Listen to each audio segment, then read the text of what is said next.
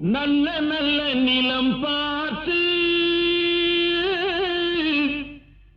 நாமும் விதை விதைக்கணும்.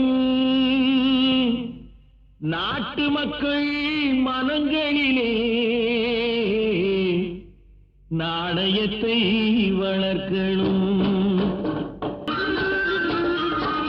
பார்முழுதும் மனித குல பண்புதனை விதைத்து பாமரர்கள் நெஞ்சத்திலே பகுத்தறிவை வளர்த்து போர் முறையை கொண்டவர்க்கு நேர்முறையை விதைத்து சீர்வளர தினமும் வேகமதை வளர்த்து பெற்ற திருநாட்டினிலே பற்றுதனை விதைக்கணும்.